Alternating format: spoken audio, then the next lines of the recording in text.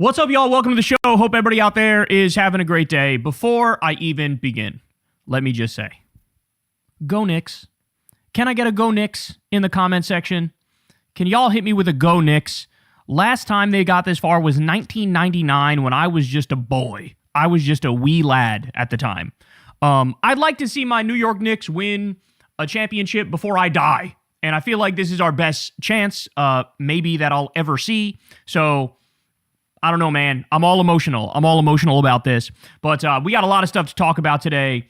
In just a second, we have all-out war erupting in the Middle East yet again. Iranian missiles are raining down on 3 different countries.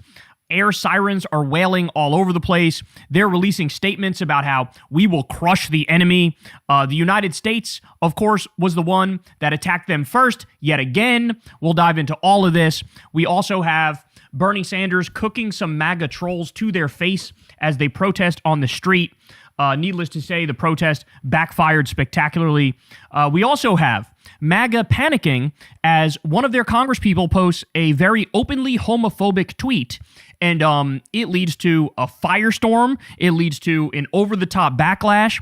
The congressman had to delete it. You have Republican senators coming out and going, that was a little bit too far, dog. So you know they're in rough shape with their internal numbers and their polling if they're backpedaling off of something like this. Also, the Graham Platner scandal. It is crazy, the dichotomy. Online, people won't shut the fuck up about it, and they're making a big deal about it. When news outlets went to go talk to people in Maine, virtually all of them were like, I don't care. I'm still going to vote for him. So a lot to talk about on that front as well. And 60 Minutes is in utter shambles as Bari Weiss fires a legendary reporter and the staff is now revolting. And we have a war of words that are coming out of there. And also potential litigation, man. There might be litigation over what's happening there. So you don't want to miss any second of it, guys. You know the deal. Everybody do me a big favor. Subscribe to the channel and click that bell icon. Support the show on Patreon. Sign up for Crystal Kyle and Friends on Substack. All that fun stuff. Also, go sub to Corin's World so you can come hang out with us live on Monday nights. I don't know if there's going to be a Kyle and Corin this upcoming Monday, though, because the NBA Finals game will be on at the time. And you know how much Corin and I want to watch every damn second of that. All right, but I'll update you on that in the future. Before I get to the proper show, let me give you some election results quick that we just got. They're still rolling in as we speak, but we had an election in California. Now, when it comes to the governor of California, of course, I was backing Tom Steyer. Tom Steyer is a billionaire who hates billionaires. He's a class traitor. He was by far and away running on the most progressive platform of anybody in the race. Well, unfortunately, at this moment, and remember, this is the primary, and it's a jungle primary, so the top 2 vote getters get through to the next round, which is the general election, okay? But in this moment, you have Steve Hilton, the Republican, is leading with about 28% of the vote, with about 58% of the votes in, okay? Xavier Becerra is in second place right now with about 25% of the vote, okay? As we speak, Tom Steyer has about 20% of the vote. Now, I will say this. It looks bad right now for Tom Steyer. There's no denying that whatsoever. So it looks like it's going to be Steve Hilton and Xavier Becerra who get through to the general election. However, we cannot make a call yet, and the reason I say that is because California has a track record of when all of the mail-in votes come in and you count all the votes, there are some big-ass shifts that happen. In fact, it happened, I believe, the last election. You had one candidate was down 7 points on the day of the election, and then once all the mail-ins were counted, they ended up winning by 7 points. So we can't rule out Steyer yet, but at the same time, at this moment, it's not looking all that great for him. Okay, we also have, I'm giving you all the bad news up front. Okay? We also have Nancy Pelosi's district. You have a race to replace Nancy Pelosi, who's retiring, and you had 3 main candidates there. You, of course, had Scott Wiener, who's basically the Nancy Pelosi pick. Issue with him is he's a massive Zionist. You also have Connie Chan. Connie Chan is sort of like the the middle candidate, I'd say, between the left and the establishment. And then you also have Shoykat Chakrabarti. Shoykat was a co-founder of Justice Democrats with myself. He's definitely the progressive option. And unfortunately, in this race, it looks like it is absolutely donezo. There was a bunch of scandal over this particular race because everybody wanted AOC to endorse Shoykat, and she didn't endorse Shoykat. Bernie as well didn't endorse Shoykat. So he was kind of out there on his own. Hasan did endorse him, but no big name politician endorsements. So, as a result of that and many other factors, looks like Scott Wiener's going to get through to the general election. He's leading with 41% of the vote. Connie Chan is in second with about 28% of the vote, and Shoykat is all the way down at about 15% of the vote. And so it looks like it's going to be Connie Chan versus Scott Wiener in the general. And allow me to say up front right now, vote for Connie Chan because she is way, way less of a Zionist than Scott Wiener is. Okay, more. Unfortunately, Amar Kampa-Najjar concedes in California's 48th district. He lost his race. He's also saying that his political career is permanently over. I don't think he likes how much he was put through the ringer. Of course, if you're Muslim and you run for office in this country, they smear you to the high heavens in the most disgusting and bigoted ways possible. Now, on that front, let me give you some good news. Some good news is Adam Hamawi is a progressive Democrat, and he won his House primary in New Jersey, okay? Now, the way the New York Times described this is absolutely disgusting to me, because they say Dr. Hamawi, a U.S. Army veteran, faced questions about his past association with an Egyptian cleric who was convicted in 1995 of a conspiracy to wage a war of urban terrorism. You know what he did? He was a fucking translator, and they're trying to link him to terrorism. Now, what's the reality about this guy? As Hasan pointed out online, hey, New York Times, can you please have some decency about a decorated war veteran combat surgeon who saved the life of Tammy Duckworth, who's now a senator? She was in the military. This guy saved the life of Tammy Duckworth. He treated 9/11 first responders, and he was in Gaza during the genocide. All that stuff, they don't matter. They throw it aside, and you now have Republicans literally accusing him of being Al-Qaeda. I'm not kidding. They're accusing him of being Al-Qaeda. It's some of the most bigoted shit I've ever seen in my life, but allow me to issue a massive congratulations to Adam Hamawi. What a W. And, I cannot wait for this guy to, be with the squad and be in Congress and lay down the law when it comes to the genocide and tell the truth about what Israel's doing. Okay, more. We have Zach Lan defeated a Trump-endorsed candidate, Randy Feenstra, in Iowa's Republican primary for governor. Now, this is a big deal because, as we all know, Trump has a stranglehold on the Republican base. It's totally a death cult. We've seen it time and time again. That's why, Thomas Massie is no longer in Congress, for example. However, Iowa in particular is really getting hit by the brunt of Trump's terrible policies, right? All the farmers in Iowa are being obliterated by Trump's tariffs, by his illegal war against Iran, by the Strait of Hormuz being shut, by his policies when it comes to beef, allowing in beef from Argentina and undercutting our own people. So they're being hammered, and this appears to be a bit of a revolt against the Trump-backed Republican. So that's a big deal. It's the Republican Party reasserting itself, the old school Republican Party reasserting itself over MAGA, in a sense, in Iowa. Again, that's colossal right there, guys. And then finally, what I'll give you is this. The good news, not only is Adam Hamawi and what I just told you here about Iowa, we also have Sam Forstog was a Bernie-endorsed candidate. He won. Randy Vajegas, Bernie-endorsed candidate. He won. As I said, Adam Hamawi, he won. Analilia Mejia in New Jersey as well, won. Jane Kim also won. She's California Insurance Commissioner. So you have win in Montana, some wins in California, some wins in New Jersey. So not all bad. Not all great for sure, but not all bad. Probably the one that stings the most is either Shoykat or Tom Steyer at the moment. But again, it's not over with Steyer yet. Well, it's not looking good. It's not looking good. But it's also not over. So we'll have to wait and see on that. But I wanted to give you guys some election updates before we jump into everything else. All right, now, let's get at it, bro. Let's get at it, because this stuff is wild. So yesterday, all fucking hell broke loose. We're going to get to that in a second. First, let me show you this. Trump continued to post over and over his Iran document of surrender fantasy. Okay? posted it on May 18th, then again on May 26th, and then he just posted it again. So 3 times he posted the same fucking thing about if Iran surrenders and admits their navy is gone and resting at the bottom of the sea and their air force is no longer with us, and if the entire military walks out of Tehran, weapons dropped, hands held high, each shouting I surrender, while waving the representative white flag, and if their entire remaining leadership signs all necessary documents of surrender and admits their defeat to the great power and force of the magnificent USA, the failing New York Times, the Wall Street Journal, CNN, and all other members of the fake news media will headline that Iran had a masterful, brilliant victory. So this is him whining and crying and bitching and moaning about how the media doesn't give him credit for winning this amazing war. Now, we also have Trump is pushing Iran to make specific nuclear commitments in writing before we move forward with a preliminary agreement. In other words, Iran is saying, we're not going to talk about nuclear right now. You need to stop fucking blockading us, and you need to stop your illegal war against us.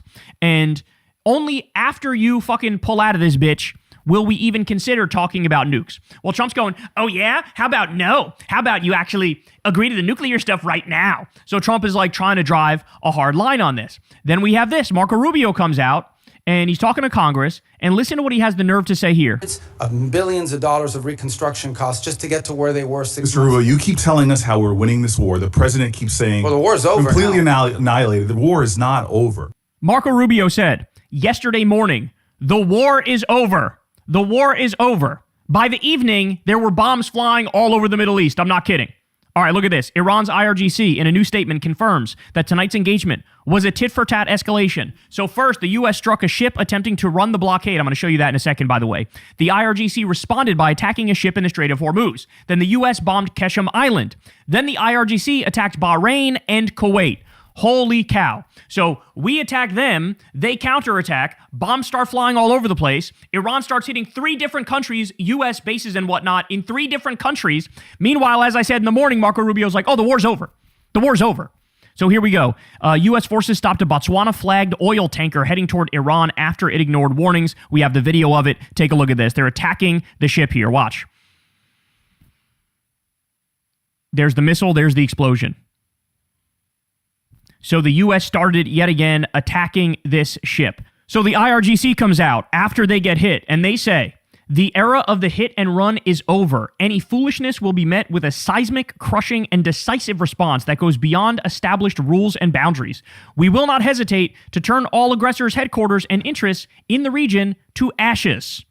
So this is Iran saying very simply, we're not going to let you do any tiny little attacks here and there as you pretend like you're not violating our agreement. If you do something to us, we will hit you back even fucking harder. And that's exactly what happened. Midas Touch says, alert, reports of strikes, explosions, and or air defense activity now in Keshem Island, Iran, Kuwait, Bahrain, Erbil, Iraq.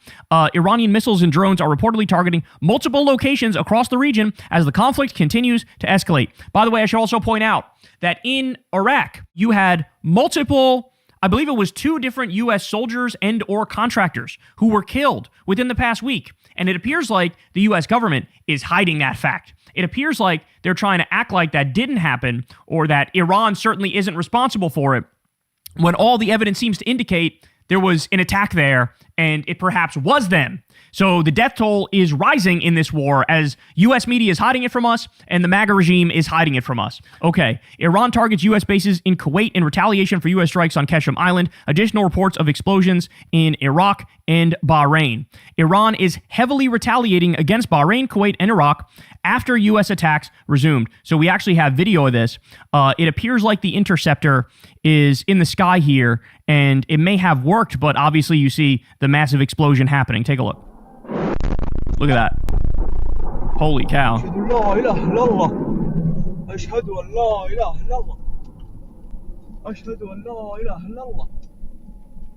Well, that's terrifying. That's terrifying. Then we have this: Kuwait under attack of ballistic missiles by the Islamic Republic of Iran as the IRGC and U.S. clash in Hormuz. Here we go.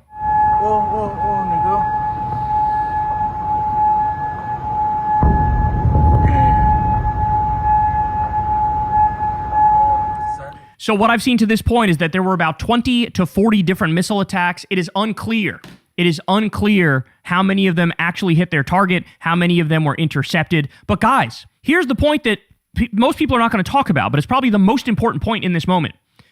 Do you not understand what's going to happen in about 2 weeks if we don't get the fucking Strait of Hormuz open? Do people not get this? We are looking at the biggest supply shock for oil in history. In history. Worse than the 1970s, when we had a shortage, when we had to ration, when we had on certain days, if your license plate ends with an even number, you can get gas, and if it's other days, then you can get it if you have an odd number on the end of your license plate. We are looking at a situation like that. We're taking zero preventative measures when it comes to conserving gas. We're heading at 1,000 miles an hour right off a cliff. This is insane what we're witnessing here. And what we're going to see is oil and gas. According to oil executives, they've now come out and said, oil is definitely going to hit about $160 a barrel. And then soon after that, it'll be about $200 a barrel. And you're looking at a situation where like everybody has to work from home and the lifeblood of the economy is no longer there and everything kind of grinds to a fucking halt. That's what we're looking at. And we've been understand something. The only reason things feel somewhat normal right now, although we do have very high gas prices, is because we're blowing through our strategic reserves. Every day we're blowing through our strategic reserves. And that's how they've been able to hold gas prices down to some extent. But we're going to run out of that soon. And we're about to hit fucking critical mass. And all the predictions as to what's going to happen in the future are predicated upon, for sure we'll have the Strait open by like early June. Well, it is early June now. It's not open. And then it's like, okay, well, what then? Late June? Because there's no indication that we're close to an actual deal. And you can't trust Netanyahu and you can't trust Trump. And they don't know whether they're coming or going. And we're ruled by a bunch of incompetent idiot baboons. And so it genuinely looks like we're, ushering in a new Great Depression and an economic collapse, all because a pedophile, rapist, war criminal, Alzheimer's having psychotic con man president doesn't know what he's doing, and he's crashing the ship into the rocks. Again, we've never seen anything like this before, and everybody's not fully understanding the gravity of the situation. It is wild to me that people just think, like, Trump thinks like we can live in this middle ground in perpetuity where the Strait of Hormuz is shut, but like he lies about it and pretends like it's open. They're lying and saying, we got 70 ships through. No, they didn't. Total fucking lie. But he feels like, we don't even need it. He said it before. He's like, we don't even need it. We don't even get oil through the Strait of Hormuz. That's not how it works, you fucking jackass. There's a global market. There's a global market. Everybody's affected by it, of course. But it starts with developing countries bear the brunt first, and eventually it spreads here, sort of like a COVID type situation. Remember, this is the same motherfucker that was like, COVID, it'll be gone in like a week or two. And he was saying that shit as like it was ripping through the country and hospitals were being overrun and people were dying left and right. He's doing the same thing now, head in the sand, lying, pretending like there's not a crisis when there is a crisis. And now you have more fucking missiles in the air, more bombs dropping. We're further away from a deal than we've ever fucking been. There's no hope of getting a fucking deal because these people don't know what the fuck they're doing. It is astonishing, man. It is absolutely astonishing. But we are in for trouble, bro. We are in for trouble. Because also, Lord knows what the fuck he's going to do. As soon as this crisis gets worse, as soon as the economy starts collapsing, is he liable to panic and try to drop a fucking Moab or a nuke or use chemical weapons or biological weapons on Iran, thinking like, that'll make him surrender? And then, of course, it fucking won't. And it'll only make the situation worse. And it'll only make us a global pariah in a way that even to this point, we haven't been so far. We are in just devastatingly scary territory now, and everybody needs to understand that. Hey, y'all, do me a favor and like and subscribe. It helps out big time in the algorithm. Click the bell as well for notifications when videos drop. And watch that video on screen right now. You know you want to. All right, y'all. It is getting weird out there. And as you all know, the president is hiding something terrible. His physical health is failing. His mental health is failing. They've tried 1,000 ways to Sunday to sort of keep this thing under wraps, but no matter how hard they try, they cannot truly dot their I's and cross their T's and make sure we don't witness any of it, okay? First, take a look at this from Aaron Rupar. He says the following.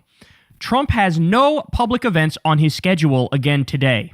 The last time he was seen publicly for something other than a pre-taped interview was 6 days ago. 6 days. Wednesday, May 27th for his cabinet meeting. He went to Walter Reed the day before. Remember, he's been talking about hospitals. Like he was showing everybody the Epstein Memorial Ballroom and the construction that was going on. And he kept saying to the media, we're going to have a drone port at the top. We're going to have a drone port, and we're also going to have an amazing hospital underneath with all the best doctors in the world are going to be there, and I'm going to be right by those hospitals. Why do you keep bringing that up? Why does he keep saying stuff like, I don't think I'm getting into heaven. I think I want to get there, but I don't know if I'm going to get into heaven. It's very strange. It's very bizarre. Another point, at the beginning of every month for quite a while now, he's always disappeared for at least 2 days. At the beginning of every month for at least 2 days, he always disappears. And there's been rampant speculation as to why that is. And, one of the pieces of speculation is, remember when he was gone for about a week? Not that long ago as well? Well, the speculation was he was having mini strokes. And, he was getting treatment for that. Another piece of speculation is that he has Alzheimer's. And he gets this drug injected called Leqembi. It's a drug for early Alzheimer's. And one of the side effects of that is brain bleeds. So they have to inject it in the hand. It would explain the bruised hand too. And when he got that MRI, remember when he was very cagey and weird about getting that MRI? Well, it could be for this, because one of the side effects of Leqembi is brain bleeds. And so they would have to MRI the brain to make sure there's no brain bleeds happening. So what is going on? We're not exactly sure, but we know something's up. Something's up. He disappears at the beginning of every month for at least 2 days. He's got the bruise on his hand, which they claim is from him shaking hands too aggressively. What? No, it's definitely some sort of injection. What's in that injection, we don't know. The doctor's note he released the other day was the most comically fake thing I've ever seen. He says that, an AI analysis said I'm 14 years younger than what my actual age is. It's like, are you fucking kidding me? This is like when he had his other ridiculous fake doctor say, he's in the best health of any president ever, better than President Obama. And it's like, fuck, Obama's in his fucking 40s. You're damn near 80 years old. What the fuck are you talking about? That's insane. You're obese, bro. You're obese and 80. What are you talking about? So, no public events in the last 6 days. I didn't know that. Everything, if he's done anything, it's been, audio only, by phone only. He's been looking like hell, worse and worse lately. His eyes shut about 50%. His face pale as hell. His skin drooping. So Dr. Oz comes out, who's of course part of the regime, and he gives a press conference. And man, this makes it way worse. This makes it way worse. So one of the reporters asks, hey, if the president is in such great health, why does he keep going back in for checkups? Why does he, it's like his 4th doctor's appointment in a year. That's a lot of doctor's appointments. Here's what Dr. Oz says. Listen to this. This is crazy. I just wanted to follow up on her question behind me. If the president's in such perfect health, why does he keep going back in for checkups? I think he likes the results. He does really well. He aces the test every single day. I think he likes the results. He does really well. He aces the test every day. Let me explain something to you.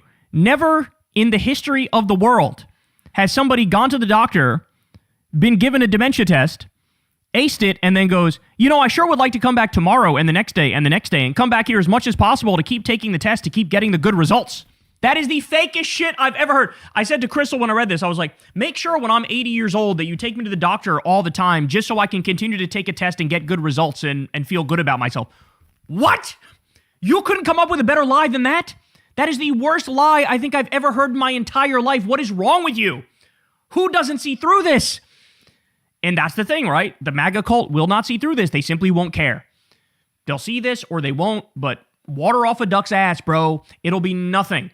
It won't occur to them that something weird here is happening, that something's off. Listen to this again. This is incredible. I just wanted to follow up on her question behind me. If the president's in such perfect health, why does he keep going back in for checkups? I think he likes the results. He does really well. He aces the test every single day. And I do actually believe that he is curious to make sure everything is going in the right direction. He's a very meticulous person in so many ways that are often underappreciated. But for him to want to know all the numbers and keep on top of them, it's the same reason he calls people at odd hours, because something's on his mind and he wants to deal with it. Hear me now, quote me later, write it down, bookmark this. He's either dealing with congestive heart failure, or he's dealing with mini strokes, or he's dealing with Alzheimer's, or he's dealing with a mix thereof, right? Because he's got the fat ass ankles, which they say is chronic venous insufficiency. It's not chronic venous insufficiency. That would be something that comes on over a long period of time. This was acute. When it's acute, it's indicative of something like heart failure. He's dealing with congestive heart failure or mini strokes or Alzheimer's or a mix thereof, and they're well aware of it. They've given him the dementia test 4 times within the past year. You only do that if you're very certain something is fucking wrong. You only do that if you're certain something is wrong. Nobody gets it that much unless there are signs, unless they know something's up. And let's remember, Trump's dad died with Alzheimer's, okay? So Trump's risk, it runs in his family. His risk is 3 to 15 times higher because of his dad. Towards the end of his dad's life, as I've told you guys, they used to let him pretend like he runs his business, but they would give him a desk and some busy work, and then they would have an actual professional run the business. Because he wanted to feel like he's always in control, but he wasn't capable of controlling shit. That's exactly what they need to do with Trump right now. They need to give him some crayons, give him a little oval office desk, put him in the corner and say, yes, sir, you make all the decisions, and then have some adults make the fucking decisions. But understand something. There's something wrong here. He's rotting on the outside and on the inside. His brain isn't working anymore. He's probably getting those Leqembi injections. The very first thing to go with this is impulse control. Does that sound a little bit like the president to you? Dealing with impulse control, dealing with behavioral disinhibition? You know, I don't know. Here's a couple examples. Maybe screaming quiet piggy at a journalist. Quiet piggy. Maybe screaming you're a stupid person at a journalist to their face. Maybe stopping a campaign event, which is supposed to be a town hall, to turn on Ave Maria and awkwardly sway back and forth as you're supposed to be answering questions.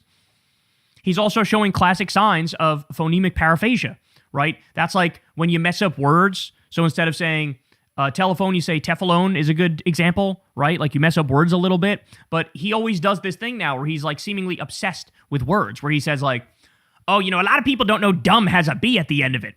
A lot of people think it's just D-U-M. Turns out it's D-U-M-B. Or he goes, you know, when I say the C, a lot of people think S-E-E-C. No, I'm talking S-E-A-C, like the sea, like the ocean.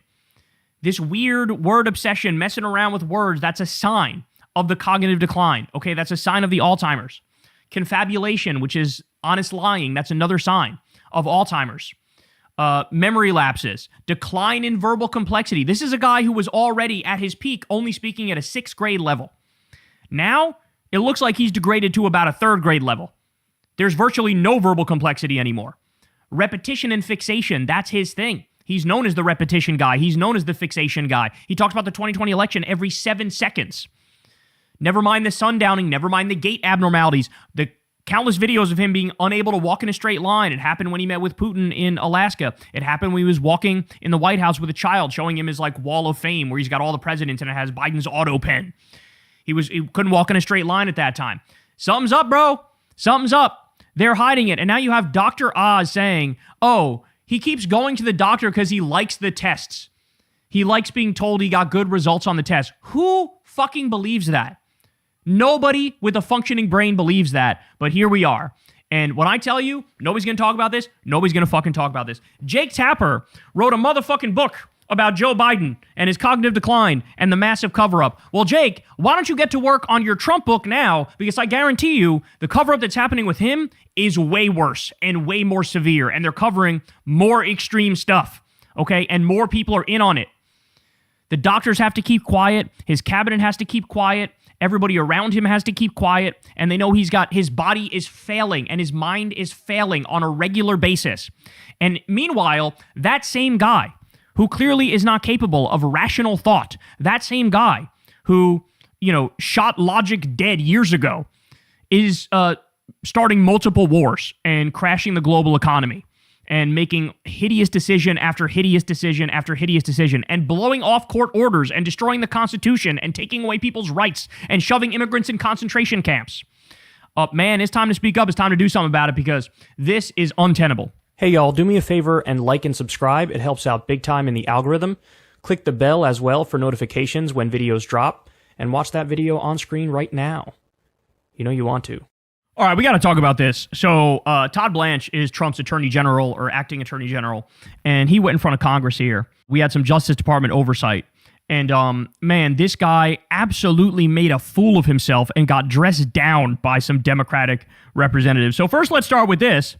When talking about the corruption and the pay-to-play pardons, he gets it laid out in front of him in clear terms, ask very direct questions, and look at how he just crumbles. He just folds like a cheap lawn chair. Watch this. Why haven't you appointed a special prosecutor to take a look at this? This looks, on its face, it just looks like a quid pro quo scenario that should be investigated. Why haven't you taken that step? Well, the power to pardon in our Constitution is given to the President of the United States. The Constitution does not require him to provide any explanation for who he chooses to pardon or not pardon, or commute or not commute. And so I very much reject the idea that the premise that this looks like something is a basis for me to appoint a special Let me prosecutor. reclaim my time. The Constitution gives him absolute power to pardon. It does not give power to pardon in exchange for payments, clearly. And a $2.1 billion payment to his family, and we'll set aside the fact that he should have divested from all of those interests anyway, but the fact that he gave that he gets the $2 billion piece, and then a few months later pardons the guy who was guilty of money laundering and providing money to, or helping to finance the money laundering operation for ISIS and Al-Qaeda and the guys we're fighting in Iran right now, the Iranian Revolutionary Guard. That's not a problem? Who he chooses to pardon is not a problem, period. And you're saying all these things that are just not true. What's the legal basis for that statement? The Constitution of our United States. The Constitution does not give him the authority to pardon in exchange for payments. This is Trump's attorney general just forthrightly making an argument that corruption is good and legal and acceptable. That's what he's doing here. He's directly arguing that somebody going to Mar-a-Lago and giving Trump $1 million, and then Trump pardoning whoever that person wants, that is a perfectly sane and reasonable state of affairs that the U.S. president should be engaged in. This is, I mean, it's fair to say we no longer have a functioning country at this point. I mean, the corruption has spiraled out of control. To say we are an oligarchy or a kleptocracy is an understatement. I think kakistocracy truly is the best way to describe us. Because this is just earth-shattering. This would make people who are corrupt in China and Russia blush. That's what this is. Like, you're actually going to sit there with a straight face and make the argument. That's perfectly fine. That's totally okay. Some rich asshole goes to Mar-a-Lago, gives Trump $1 million, he pardons whoever the fuck. And by the way, this is how you get scenarios where there was somebody who committed fraud, white-collar criminal, committed fraud, got arrested, locked up. Trump pardons the guy. He gets out, commits fraud again, gets arrested, gets locked up. Trump pardons him again. This is how you get that scenario. At the same time, the White House is crying and whining and bitching and moaning about non-existent Somali fraud in Minnesota. To the extent it ever existed, those people were arrested. But they cry and whine and bitch and moan about Somali fraud in Minnesota. And then Trump turns around and pardons like 30 different white-collar fraudsters who are way worse than, mathematically, empirically, quantitatively, than any of the Somali fraudsters that they hyper-focus on simply because they're black and they could use that to make racist arguments. It's insane what we're witnessing here. Insane. And this guy with a straight face is saying this. And by the way, this is why Trump picked this guy. Because as you all know, the goal of MAGA, the goal of Trump, is give me the worst, most disgusting, bottom-feeding, loathsome yes men on the planet. Give me the worst sycophants, the least professional. Also, Trump likes it if the people have dirt on them so he can hold it over their head. Do you understand that as well? That's a big part of this. MAGA Mike Johnson, he's the fucking deep in the closet, hyper-Christian deep in the closet, monitors his son's porn habits and his son monitors his porn habits. Okay? I heard he lives with another man in D.C. Lives with a roommate in D.C. Right?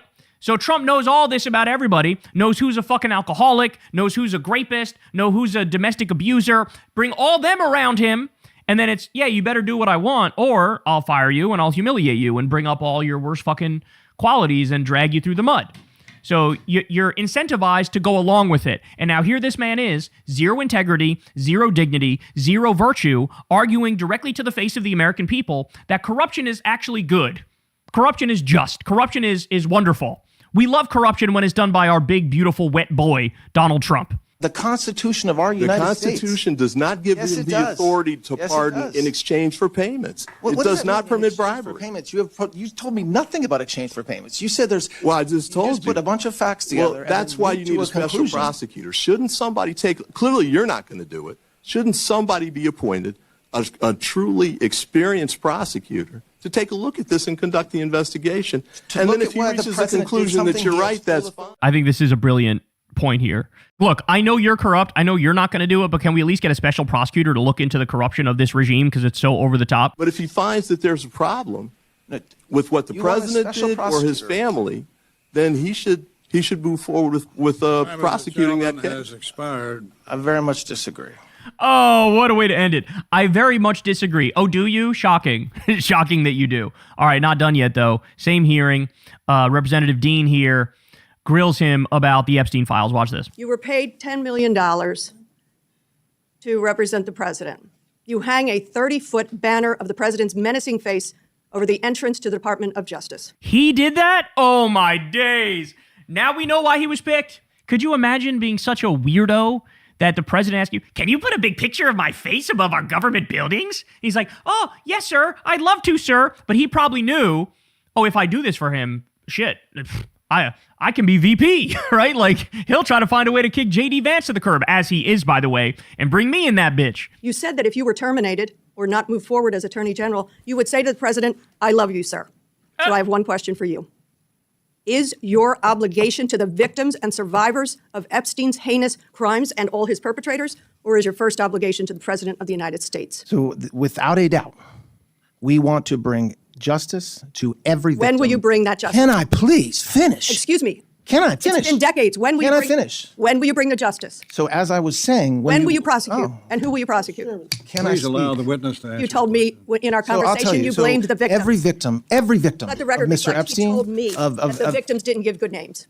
let me be crystal clear, that this Department of Justice will always protect victims and will always prosecute anybody we can, okay? I'm sure you will. I'm sure. The Epstein files are packed full of names of well-known elite fredophiles. 0 of them have been arrested. 0. We got an investigation into fucking Hasan Piker before we got any of the Epstein criminals arrested.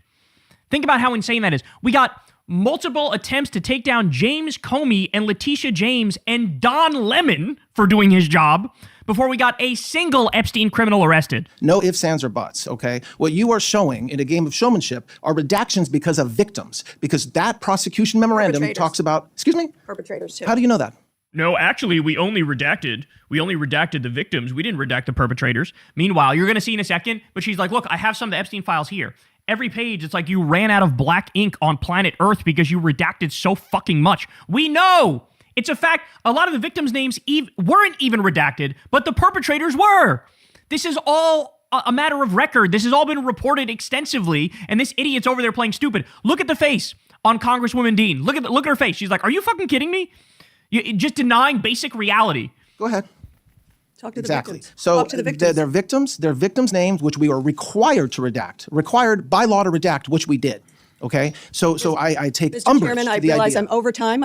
Thank you for that indulgence. I want to ask for unanimous consent to enter records onto the record. May I do that now? Without objection. Thank you. The Time first, of the gentlelady has expired. Mr. Alford. I would like to enter Oh these records. my word. First of all, look at this gelatinous, red-faced, dying creep. And he's like, oh, sure, go ahead, say it. And anyway, your time's up. Look at this. Look at this. They're all in cahoots. They're all in cahoots to protect the Epstein criminals. Mr. Chairman, I realize I'm over time. Thank you for that indulgence. I want to ask for unanimous consent to enter records onto the record. May So wants to read Epstein shit into the I do record. that now? Without objection. Thank you. The first, Without objection. The gentlelady has expired. Mr. Just cuts her off. Listen, Republicans are terrorists. That's what they are.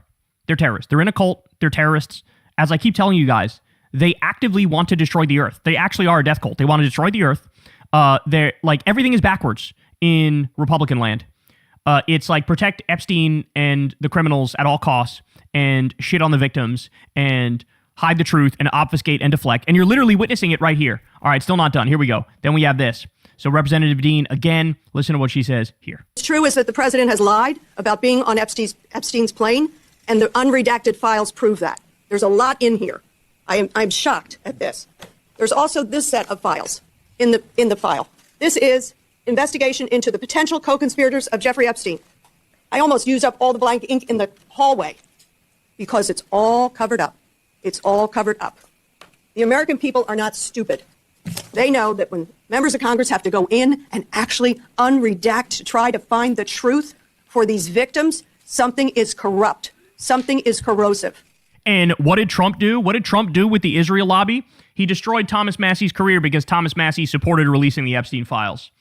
So God forbid if you're a Republican and you want to stand up against the Epstein class, the criminal cabal, they will ruin you over that. All right, I'm still not done, though, because Katie Miller, who, of course, is Stephen Miller's wife, she had on the Attorney General here, Todd Blanche, and listen to how dishonest this man is. I've never seen anything like this. Watch. There's also an unusual temple-like structure.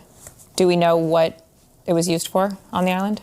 If anything, I don't. I'm not aware of that. I think there's some references to that structure in the emails from Epstein. Nothing suggesting anything other than it was something that they looked at.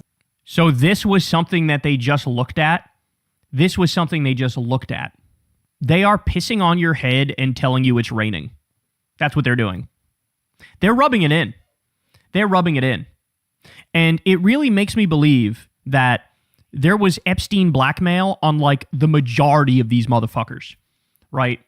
Like they are part of the elite criminal cabal of pedophiles and rapists. That's what it is. Because who's going to believe that? Who is going to believe that? Epstein protectors, man. That's what they are. They are Epstein protectors. And everybody needs to understand that. Everybody needs to recognize that. Everybody needs to get that through their head that the Republican Party is actively engaged in the biggest criminal cover-up of all time. Hey, y'all, do me a favor and like and subscribe. It helps out big time in the algorithm. Click the bell as well for notifications when videos drop. And watch that video on screen right now. You know you want to. Now, I must say, y'all, Fed Up Bernie Sanders is my favorite version of Bernie Sanders because there's something very genuine and sincere and heartwarming about the like cranky old man who's got no time for anybody's bullshit. And that's exactly what we witnessed here. So Bernie was on his way to a meeting or something in Washington, D.C. He's walking out in the street. And as he gets out on the street, you have a whole bunch of MAGA protesters who are out there specifically protesting against Graham Platner and lying about him too, by the way. And they start screaming at Bernie as he gets outside. And Bernie just absolutely smacks these trolls back down. This is incredible. Let's watch. Just going over the dirt. How'd the meeting go? Any comment on the meeting overall? Are you with the Republican Party? Are you talking about morality and corruption with President Trump? Have a nice day. Bro, that's the only way to handle these people. I've been losing my mind. Whenever I see a criticism of Graham Platner, and then you go look at the person's Twitter profile and it says that they're MAGA or they're Christian or Republican, you look at that and you go, you have got to be kidding me. You do not get to say, oh, how dare this man have consensual affairs, when the guy you still support is a war criminal, pedophile, rapist, racist, fascist con man. He's every negative thing in the book. There's a literal Wikipedia page dedicated to all of the sexual assault and sexual harassment that Donald J. Trump did. It's at least 27 different instances, and that's only the ones that made it into the Wikipedia. There's countless ones that didn't even make it into the fucking Wikipedia. Never mind that mentioned a million times, in the Epstein files. It was 38,000 times. That was only for the first 1% of the Epstein files. It's a million times. He's referenced there more than anybody. He had a teenage modeling agency. He's on tape saying to Howard Stern, you know, when I owned the teenage beauty pageant, I could walk in as they're changing and look at them and say, is everything okay in here? And you can get away with that because you own the place. Literally admitting to spying on naked underage girls, outing himself as a fredophile. And you're going to go after Graham Platner because he had consensual sexting affairs with adults? Please fucking spare me. And clearly, Bernie's not having this shit either. He's like, are you with the Republicans and you're out here going after Graham? Nah, son, we're not playing that game. We're not playing that game. Here we go. Let's watch How'd the it. meeting go? Any comment on the meeting overall? Are you with the... So, by the way, they're lying. It's completely and utterly made up. It's a total lie when they say, oh, Graham Platner messaged kids. Total nonsense. Completely made up. There's zero evidence of that. Nobody even claimed that. But this is what the Republicans do, is they'll take the story of the sexting affair with 6 women and they'll just spin it and twist it and go, oh, well, he had a profile on this other site, and there's some people on that site who are underage. Therefore, he was talking to underage people. You need evidence of that. You need evidence of that. Oh my God, these people are so gross. They're so disgusting. Meanwhile, you can have like people on tape saying, when I was 13, Donald Trump raped me, and they go, la, la, la, la, la, don't believe it, don't care, la, la, la, la, la, I love Trump, la, la, la, la, la. I'm talking, of course, about Katie Johnson. Republican Party? It doesn't matter. Are you talking about morality and corruption with President Trump? Have a nice day. Senator Sanders, what was discussed during the meeting? I know. By the way, I just want to let everybody know, the vibe he's giving off here, not only is that going to be me at his age, that shit is going to be me in about 5.5 minutes, bro. Like, I am out of fucks to give. Like, I do not entertain these people even to the slightest. Anyone underage, Senator? Senator Sanders, you created Graham Platner. Are you going to stand by him? I love how, like, they think they have a gotcha, and he's just like, fuck off. It's actually beautiful. It's actually beautiful when you get down to it. All right, more. Here we go. Worried about Graham Platner's candidacy right now. No, I think what impresses me about what's going on in is you may or may not know that Republican super PACs controlled by the wealthiest people in this country are plan to spend $100 million in a very small state like Maine. Extraordinary amount of money. Now, why do the richest people in this country want to defeat Graham Platner? That should tell you everything you need to know. Is he going to stand up for working people? Is he a saint? I guess not. I don't know too many saints here. Thank you very much. Thank you. Is he a saint? I guess not. I don't know too many saints here. Yes, injected in my veins, bro. Injected in my veins. And look, he's right on the point. The major point is like, why are the oligarchs spending a colossal amount of money against him? Why are the billionaires dumping all this money against him? Is it because they're so concerned about his personal sexual morality? Give me a fucking break. They know he's actually going to try to tax their ass. They know he's actually going to try to go after them. All right, more. Here we go. He's like just being assaulted by these reporters all day. Here we go. One more. All I can tell you is that the wealthiest people in this country have now reserved close to $100 million in TV ads in a small state like Maine. So what are the billionaires worried about? Why are they spending so much money trying to defeat this guy? And the answer is that he's going to stand up to the oligarchs. Sweet, simple, to the point, saying the same shit. And I think we have one more here. 60% of our people are living paycheck to paycheck. People can't afford health care. Okay, by the way, you literally can't get this guy off message. And you're going to have some idiots out there who are like, well, he's dodging. No, he's not, because this is the main shit that matters. This is what voters actually care about. Like, let's fix the country. Let's give people higher wages. Let's give people better jobs. Let's give people health care. Let's stop the medical bankruptcies. This is all the shit that actually matters, okay? Would I prefer that Graham not have sexted 6 women? Yeah. But is that a deal breaker? No. So would you rather have somebody who didn't sext 6 women, but they're against universal health care, and they're not in favor of raising taxes on the rich, and they're in favor of continuing the wars instead of ending the wars? That's the question. Ask yourself that question, because that's what you're actually faced with. Susan Collins, by the way, more on her in a little bit, because she's no angel, as we'll talk about. But like, Susan Collins doesn't want to end the wars, doesn't want to tax the rich, doesn't want to give people health care. So like, where's the debate? Where's the discussion? Like, what are we doing here? This is the silliest thing I've ever seen. And it's time for people to grow the fuck up and mature and realize that in politics, what matters is policy. Again, I would prefer that the personal character is also pristine. But as Bernie said, there's no fucking saints here. Madison Cawthorn talked about how they'd walk up to him, the Republicans would walk up to him and be like, you want to come to the orgy tonight? They're doing eyes wide shut shit. They're wearing masks. They're having orgies. They're doing drugs.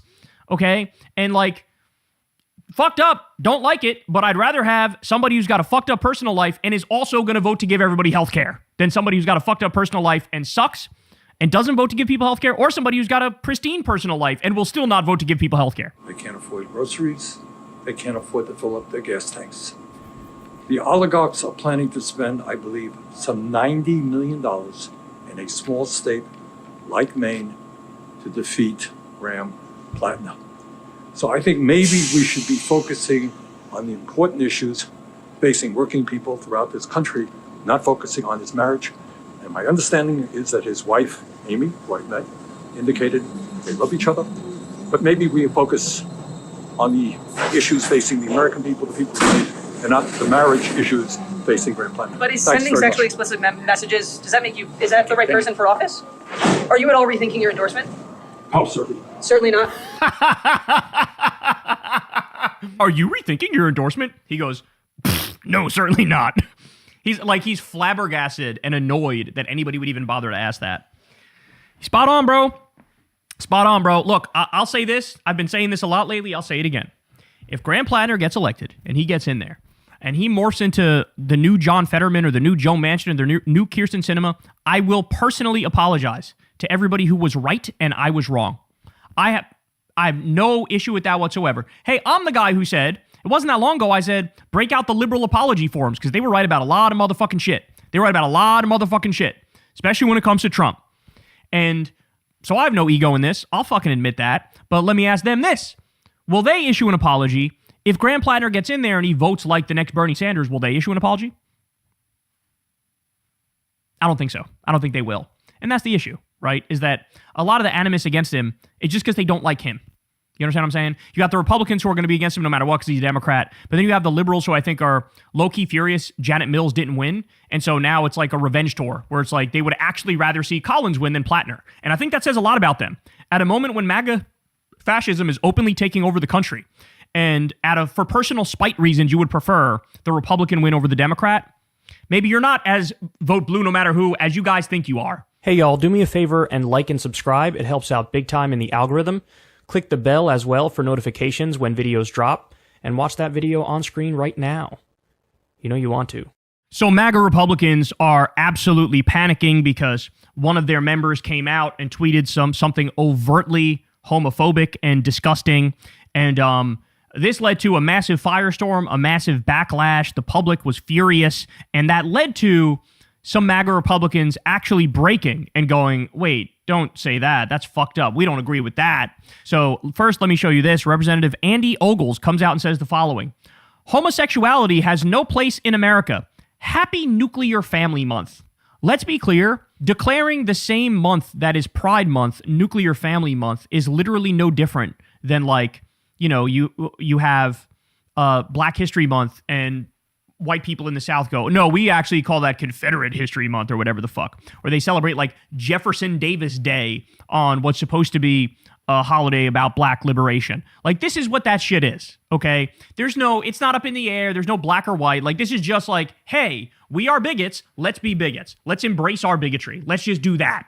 Right? That's what this is. That's exactly what this is. Homosexuality has no place in America. Happy Nuclear Family Month. Also, let me point out real quick, as you all know, these Republicans are virtually all closet cases. If you are vehemently anti-gay, you are telling on yourself. Because what you're telling the world is, secretly, I dream to choke on cock. I want to choke on cock until slobber drips out of my mouth, tears are in my eyes, and I end up crying tears of joy.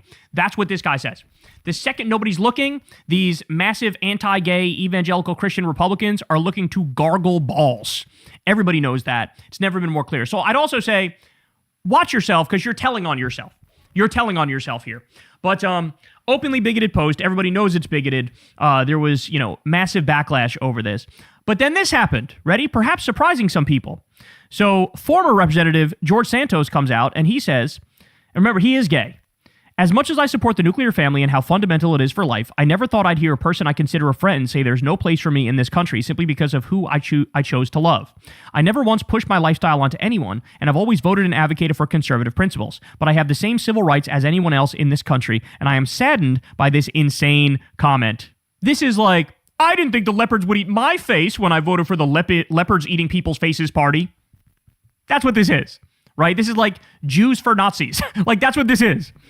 So kind of humiliating and embarrassing. I should also point out George Santos is in the news again this week because he apparently did massive insider trading and fraud on Kalshi, where he's told everybody, I'm going to the inauguration for Trump, and then bet that he wouldn't go, and then he posted the day of, oh, shucks, I'm stuck at the airport. I can't get to the inauguration in time. And then he cashed out and made a shitload of money. But apparently they were onto it. They caught him. So the guy who's this massive criminal, who Trump pardoned, probably because of a pay-to-play pardon, just got caught immediately again doing more crimes. Because that's what he is. He's a criminal. And the criminal will continue to do more crimes.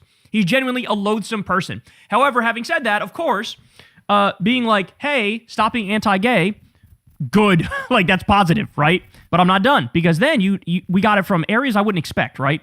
Mike Lawler comes out and says, Homosexuality exists in America. In fact, Andy, you have family, friends, neighbors, colleagues, and constituents who are gay and lesbian. It doesn't make them less than or somehow unworthy of being an American. What an absolutely idiotic statement to make. So Mike Lawler is a Republican, but he's in a purple district, and he knows that, like, damn, I'm about to lose. I'm about to get my fucking cheeks clapped in this election. So he comes out and says that. Now, by the way, Ogles deleted the post. It was up for hours, but then he deleted the post. Ted Cruz comes out and says, when he's told about the tweet, well, I think for all of recorded history that homosexuals have been part of humanity. And, you know, I gotta say, I'm quite libertarian by nature. I think the behavior of consenting adults is their business. Oh, really interesting, because you didn't believe that with Graham Platner when you're shitting on him for his 6 sexting affairs. You didn't believe that then when it's convenient. But anyway, so now you have MAGA Republicans coming out going, hey, man, ease off on gay people. Well, as Polling USA points out, they say, how bad are their internals that they're out there saying this shit? And ladies and gentlemen, that's the big takeaway in this story.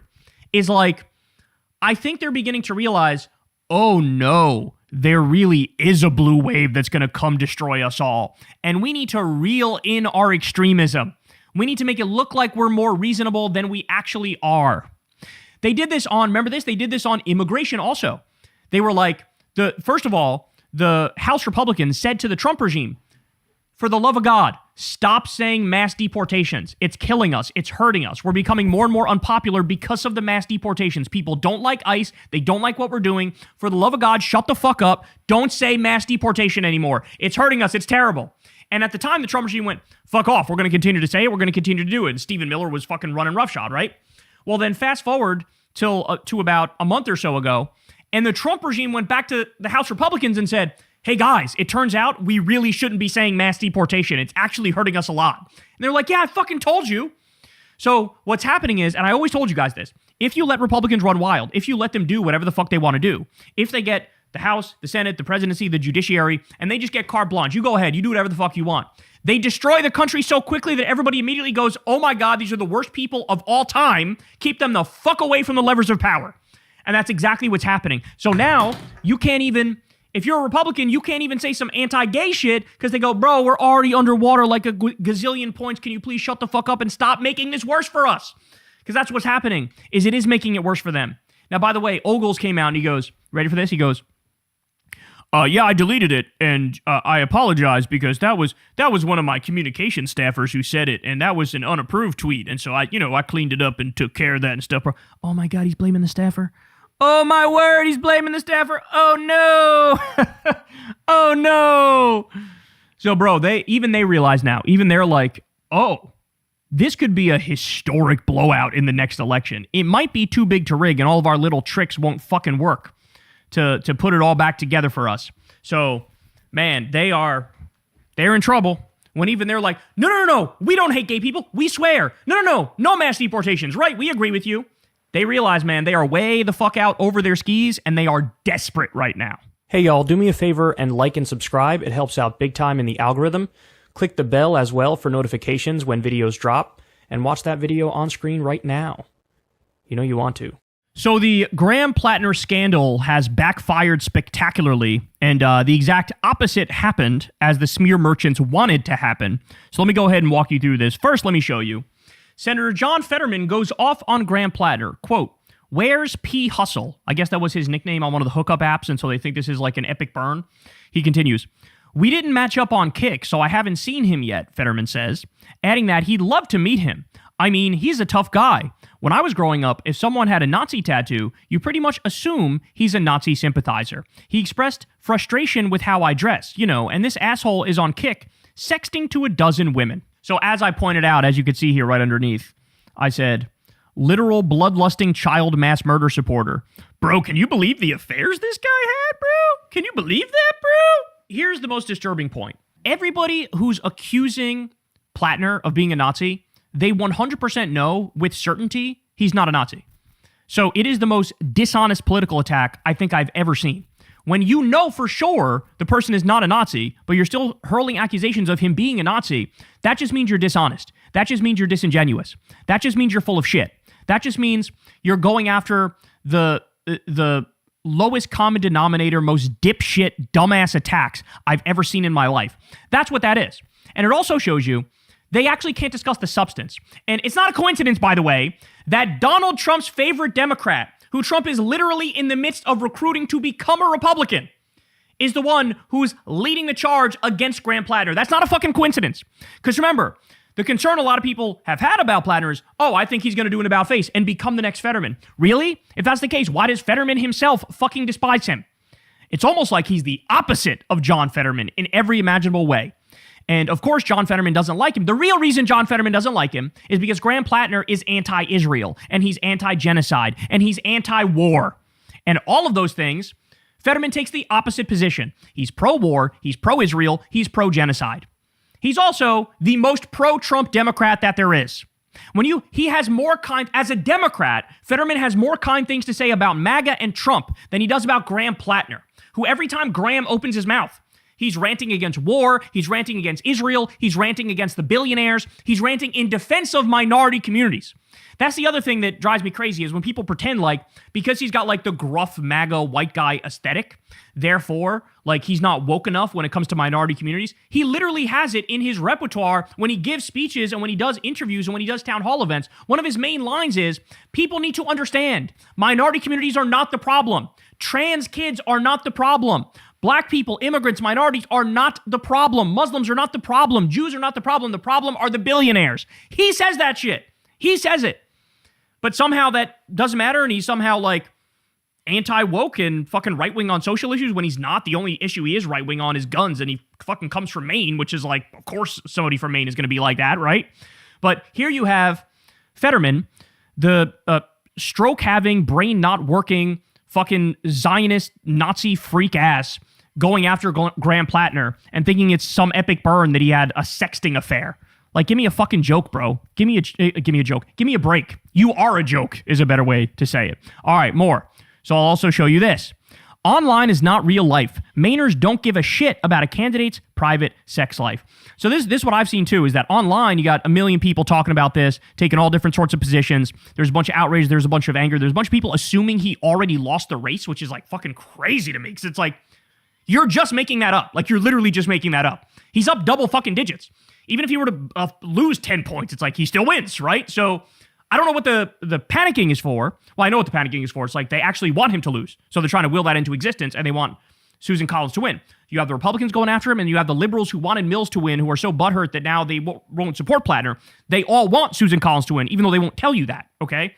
Well, listen to this. Here's a local news segment, and they explain what's actually happening in Maine. So we're hearing directly from Mainers who are processing the latest scandal to rock Graham Platner's Senate campaign. That's not breaking news for any politician, to tell you the truth. I couldn't care less, honestly. I mean, look at our president and his track record of things that he's tweeted online or what he said about women. Many voters in Maine tell us Democratic Senate candidate Graham Platner's latest controversy will not change their vote. Separate what somebody's doing in their personal life and the mistakes or whatever that they've done from how they run politically. I don't think any differently about him since that story came out. At this point, I don't think anything would shock anyone. After JFK, after Clinton, after Trump, there's been bipartisan sex scandals of all kinds. How do you feel about Senator Susan Collins? I think it's time that we replace him.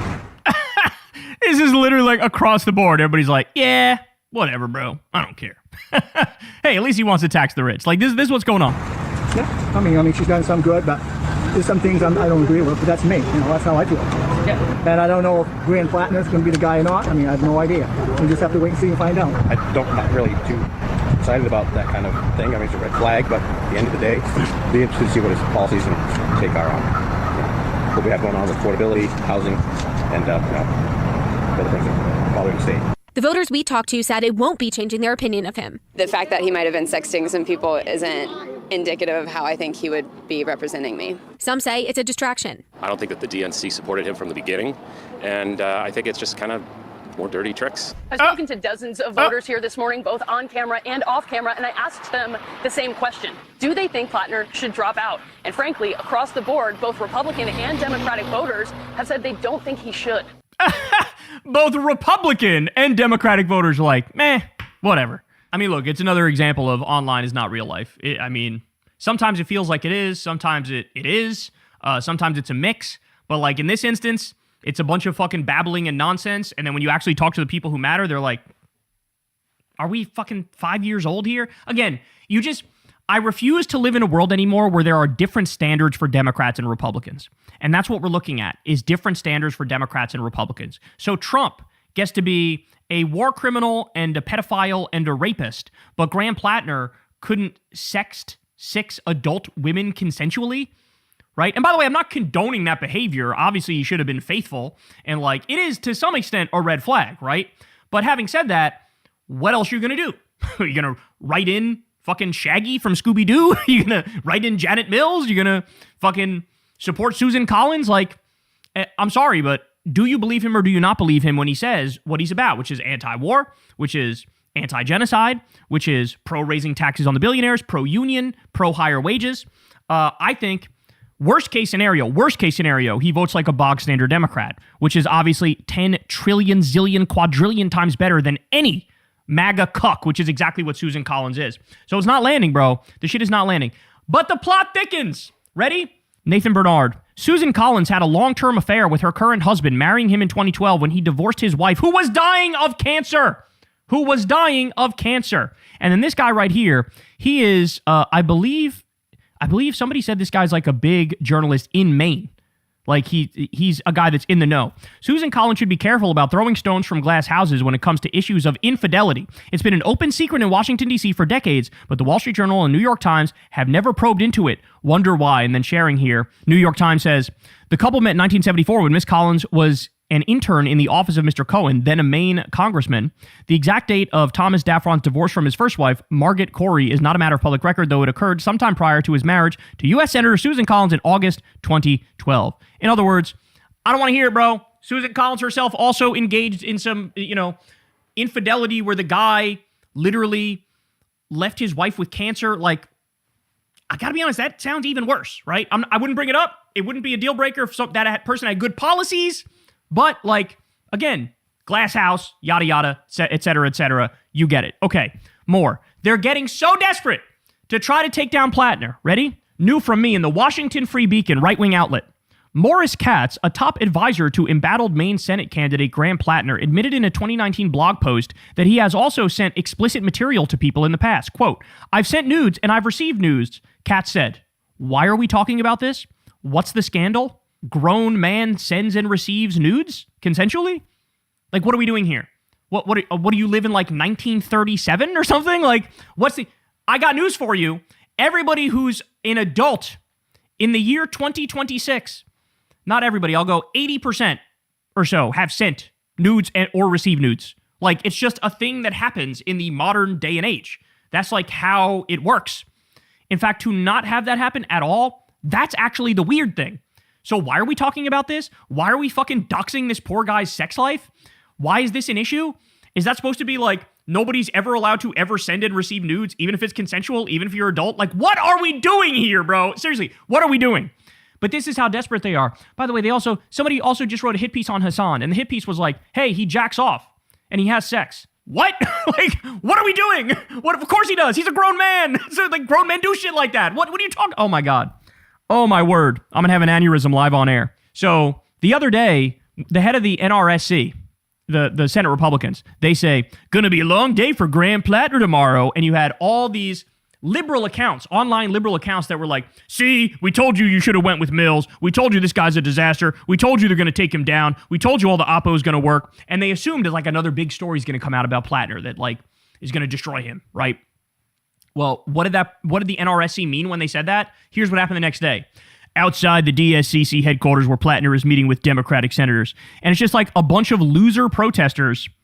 One's holding a sign that says Platner is a fraud. One says Platner can't kick his scandals. Kick is the name of like one of the hookup sites he was on. So they think it's like, they think that's a gotcha. There's a picture of his Kick profile where he's showing his he doesn't have a shirt on and he's got a towel on. This guy's dressed like that. They're calling him... They're trying to say he's a Fredo, which is literally just a flat-out lie. It's just a total lie. There's no evidence for that whatsoever. And it's ironic because all of the people in this picture suck off Donald J. Trump. Suck off Donald J. Trump and are part of the party that just ousted Thomas Massie because Thomas Massie wanted to release the fucking Epstein files. Okay? I don't want to hear shit from Republicans on anything when it comes to morality, when it comes to sexuality, when it comes to ethics. You can shut the fuck up, Ski, foreverington. Okay? You understand me? You're not serious people. You're the dumbest people in the world. But this is what they meant when they said, like, Platner's going to have a bad day tomorrow. It's like, what, 12 idiots out there in fucking towels who are lying about him? These are the same people that were yelling at Bernie when Bernie was like, are you Republicans? No, thank you. Don't need a lecture from you about morality. Bye. This is the same people that were going after Bernie. Okay. Sludge reports. The dark money groups amplifying attacks against Graham Platner are part of a network tied to pro-Israel lobby groups, AIPAC, and Foundation for Defense of Democracies. No shit. So, of course, the Epstein-class billionaires are going to go all in trying to defeat this guy because he's going to fucking stand up to them. He's going to raise their taxes. He's going to be a real one. You also have the military-industrial complex and the Israel lobby, who, of course, is all in against him because he said we shouldn't send any money, not a penny, not a motherfucking penny, not a penny to Israel. And then finally, I'll end on this note. You have this guy, Jeremy Fassler, who I believe is a liberal. You guys are going to want to shove your head against a concrete wall when you hear this. He says, Graham Platner is just the latest manifestation of a desire to recenter white masculinity in the Democratic Party. And he has all the same weaknesses of other avatars of masculinity consultants have thrown at voters. And the title is Graham Platner and the Rise of Democratic Toxic Masculinity. Are we really doing this as fascism is rapidly taking over this country? Is that what we're doing? Are we actually doing this as innocent immigrants are being frog marched into concentration camps and they're being tortured and raped? Are we really doing this as Trump is protecting the Epstein-class cabal of pedophile rapists? Are we really doing this as Trump launches a new war every other week and is illegally attacking Iran and bombing schools and hospitals? Are we really doing this as Trump and his billionaire buddies loot the treasury and rob us fucking blind? Are we really doing this as we're on the brink of a fucking Great Depression because of Trump's incompetence and stupidity and mismanagement? Are we really trying to kneecap the only Democrat that can take down Susan Collins in this moment when the whole fucking control of the Senate might come down to this? And you're going to talk about democratic toxic masculinity? Oh my word. Oh no. Oh no. I'm sorry. We left this shit back in woke 1.0. I guess you haven't got the motherfucking memo, bro. This is left back in woke 1.0. Now we're in woke 2.0. This shit is known as dark woke, meaning all the Republicans can suck my nuts from the back. That's what that means. Meaning we don't fucking police each other. Excuse me, did you just call Donald Trump fat? Because that's actually really crude and fat phobic. I don't give a fuck. He's a fat pedophile, war criminal, rapist, racist, fascist, con man. Who are we kidding? They're every negative thing in the book. I will call them every negative thing in the book. I will say that Stephen Miller is a disgusting, ugly little twerp fuck, okay? And you want to call me toxically masculine for doing it? That's your problem. That's a you problem. That's not a me problem, okay? And the fact of the matter is, most in the Democratic base are with us now, or with me now, or with the uncensored leftists who are telling the truth. See, it's just a disgusting hit piece. Trying to use identity politics and woke 1.0 language to take down the only hope we have of actually defeating MAGA fascism. It's a necessity to take back the Senate in order to defeat MAGA fascism. You are going to do this as opposed to, I don't know, you should write a think piece about the fascism of Susan Collins or how she ends up helping toxic masculinity because she emboldens MAGA fascism. How about that think piece? No, you have a bone to pick because you wanted Mills to win. Mills didn't. She shit the bed. Now you're furious. The leftists got the better of you. And so your leftist derangement syndrome has overtaken your rational brain, and you're fine with shitting on the left, even if that means letting MAGA continue to run this country into a fucking ditch and destroy everything. It's humiliating. It's embarrassing. You should be fucking ashamed of yourself. And allow me to say on the record right the fuck now, if Janet Mills had beaten Graham Platner, I'd be fucking arguing for her like nobody's business. I'd break out my motherfucking pom-poms and be on air like, go Janet, go Janet. Why? Because we need to defeat the fascists.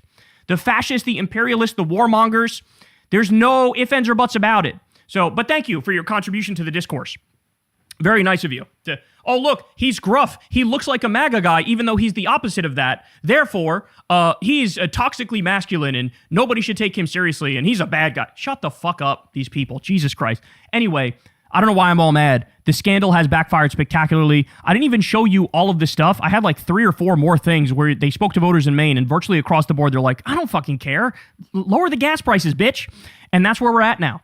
So the dirty tricks aren't working. And if anything, Democrats should be happy, because what this shows is we all marveled at the fact that whatever people threw at Trump, he ended up winning no matter what. And it was like, that's crazy. Like, how is that possible? And how come we can't mimic that Teflon ability on our side? Well, now we finally have somebody who does kind of mimic that. And all of a sudden you don't like it. And it's like, I don't know. I would kind of like it if every Democratic candidate was this motherfucking Teflon. Wouldn't you? If you want to defeat MAGA, you would believe that. But maybe you don't. Maybe you don't. Hey y'all, do me a favor and like and subscribe. It helps out big time in the algorithm. Click the bell as well for notifications when videos drop, and watch that video on screen right now. You know you want to. So as you all know, Cenk Uygur and Hasan Piker were both banned from the UK. They were banned because of their criticism of Israel. There's a whole bunch of people out there that are now trying to gaslight everybody as if that's not the case, but it absolutely positively is the case. They're banned over their criticism of Israel. You have Jeremy Corbyn, who came out and validated that. He's in the Labour Party, and it's the Labour government in the UK that did this, which is sort of a scandal and disgusting in and of itself. That the nominal leftists are the ones who are like, oh yeah, let's fucking destroy free speech all for this rapist, terrorist hell state. Well, anyway, you're not going to be surprised to learn that Ben Shapiro has some thoughts on this, and he supports it. Shocker, I know. But in the midst of doing that, he is completely and utterly defamatory against both Cenk and Hasan. And also, let me point out, Ben was one of these people who, on his show, endlessly, for about 5 years, he wouldn't shut the fuck up about free speech and the Enlightenment values of the West, and how the Constitution is all that matters, and the First Amendment is all that matters, and even if we disagree with people, we have to let them speak their mind. But it turns out he only meant that if it's like some comedian being a racist. And he meant you're not allowed to criticize the comedian being a racist. When it comes to an actual Western government banning somebody for their speech, he actually supports it because it's to protect Israel, which he cares about more than actual Enlightenment values and rights. So anyway, here he is, goes out on his show, and he makes the following argument. Piker and Cenk Uygur, very online personalities, left-wing streamers who are beloved by a lot of the mainstream media in the United States. We are 8 seconds in, and you already said something that is demonstrably, absurdly untrue. Hasan and Cenk are beloved by the mainstream? Are you fucking kidding me? How many times has Hasan been brought on CNN? How many times has he been brought on MS Now? How many times has Cenk been brought on CNN or MS Now in the past decade? How many times? Oh, wait. How many times did the New York Times write about Cenk in a positive way? They actually smeared him when he ran for office. Remember that? And called him an anti-Semite back then, too, because he did a debate with David Duke and pummeled him into the ground. And they quoted him out of context and pretended like he was supporting David Duke. I'm not kidding. This is what they did. Hasan has had more of a foot in that world, but it's rarely, and most of the time now the media is going after him because he's Muslim, because he's endorsing left-flank candidates, because he's controversial, because of his comments from the past. So, like, the idea that mainstream media loves Hasan and Cenk is like, what the fuck are you smoking? The Daily Wire and you, Ben Shapiro, are much more beloved by mainstream media than Hasan and Cenk. Get the fuck out of here. Again, we're 8 seconds into a 2-minute video, and I'm already disgusted by his lies. Both supporters of various terrorist groups and foreign governments. We're not doing this. We are not doing... Both supporters of various terrorist groups. Are you fucking kidding me? Both Hasan and Cenk bend over backwards and go out of their way when talking about the issue of Israel to make clear, we are not talking about Jews. Jews are not the problem. Jews are allies. Do not smear all Jews. The problem are the Zionists. The problem is the government of Israel committing crimes. They support terrorist groups. I think what he means to say is they support some of the resistance groups when they go after the IDF when the IDF is invading. That's what he means to say. So in other words, and we'll do a story on this tomorrow probably, but you had Israeli government officials went to the UN and started whining and crying and started saying, they're attacking our soldiers. The Lebanese are attacking our soldiers. And like they leave out the context. Yeah, you're invading their country and killing them. So they're allowed to do self-defense. So yes, that is Hezbollah doing self-defense against the IDF. Do I support the right to self-defense? Abso-fucking-lutely. Why is it to ban the only right to self-defense goes one direction and it's only for Israel? Only Israel has the right to self-defense. But if Israel illegally and offensively invades Lebanon and Hezbollah defends themselves, somehow you're supporting a terrorist group if you say Hezbollah has every right to defend themselves there. See what he does? It's so dishonest. It's so fucking weaselly. You know who actually supports terrorists, Ben? You do, because you support the motherfucking IDF. And as Hasan said 1,000 times, the IDF is 1,000 times worse than Hamas. And you know why he says that? It's this little thing called math. It's this little thing called count the bodies. Okay, the IDF routinely goes after innocent civilians, routinely goes after children, and their body count is way fucking higher than Hamas. You would never acknowledge that fact, even though it is a fact. It was a big story over the course of the last few days that the UK had denied entry to them. Again, according to the New York Times, the British Home Office said in an emailed statement The authorizations for the 2 American commentators had been canceled because their presence in Britain, quote, may not be conducive to the public good. See, this is where an honest person has to go, okay, that's kind of ridiculous. This is where an honest person would go, I might not agree with them, but they have every right to speak. Like, really? What are we doing here? The Home Office said a decision to deny entry for that reason was based solely on an assessment of the potential risk an individual might pose to British society. The statement said nothing, for example, about their criticism of Israel. Oh, yeah, Ben, that's right. They were too mean to Botswana. That's what it was. You know, their position on abortion really just pissed everybody off. Like, what are you doing? What is this? What the fuck is this? Who believes this? Who buys this? It's the saddest thing I've ever seen. It's so fucking dishonest. There's no evidence to this point that that's what this is about. The UK Times, the Sunday Times, Times of London. Which, by the way, so if it's not about Israel, then why don't you just come out and say they have a right to speak? I support them. Why don't you do that? You're not going to do that. Reported that it did have to do with their anti-Semitic views. Oh, weird. Funny how you buried that. The first thing you said was there's no evidence. Then you said, well, actually, it was reported that it was that. Do you understand how this man, who branded himself as the facts over feelings guy, he literally does not care at all about facts and telling you the truth? Like, not even a little bit. It's not on his top 10 on his list of considerations. When he comes to doing commentary, he's not trying to tell you the truth. He's a liar. He's a con man. He's a propagandist. That's what this is. It's raw, rank, sheer propaganda. Quote, the decision to block Uyghur from traveling to the UK is understood to have been based on several grounds, including fears that his presence would risk exacerbating anti-Semitism due to his rhetoric since the October 7th attacks in 2023. By the way, anybody in the UK can go to YouTube, type in TYT, and watch Cenk's commentary any day. So, but that's allowed because it's just a guy giving his political thoughts. But for him to come into the country and say the stuff in person, oh my God, he's risking public order. This is such chicken shit garbage. This is included repeating classic anti-Semitic tropes, such as the claim that Israel controls America. Oh my God. Let me be clear. Is there a right-wing and Nazi version of that which is anti-Semitic and is based in the idea that Jews control the entire world in a nefarious sense? Absolutely.